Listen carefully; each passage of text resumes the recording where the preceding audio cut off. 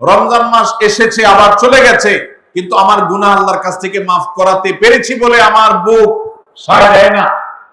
তাহলে এর চেয়ে বড় হতভাগা, এর চেয়ে বড় কপাল পড়ার কেউ হতে পারে না।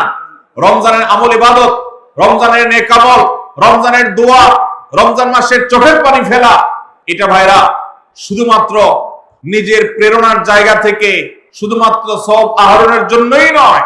এটা যদি না করি তাহলে জিবরিলের বদদোয়া, নবীজি সাল্লাল্লাহু আলাইহি সাল্লামের বদদোয়া, আল্লাহর পক্ষ থেকে ধ্বংস হওয়ার পরোয়ানা, এগুলো অনিবার্য হয়ে যাবে।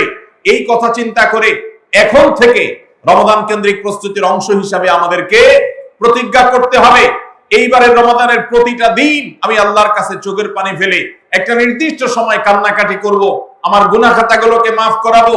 জাহান্নামীদের তালিকা আমার নাম যদি কোনো কারণে যেয়ে থাকে, আমি এমন ভাবে রোনাজারি করব, এমন ভাবে ইস্তেগফার করব, এমন ভাবে চোখের পানি ফেলবো, একান্তে নীরবে আল্লাহর সাথে কথা বলবো, যেন আমার সমস্ত গুনাহগুলো মাফ হয়, জাহান্নামীদের তালিকা থেকে যেন আমার নাম কেটে যায়। এর জন্য ভাইরা এখন থেকে প্রতিজ্ঞাটা করতে হবে। প্রস্তুতি হলো, কাজ হবে রমজানে, কিন্তু প্রতিজ্ঞা হবে এখন থেকে যে আমি কোনোভাবে এইবারের রমজানের সুযোগ আর হাতছাড়া করব না, ইনশাআল্লাহ।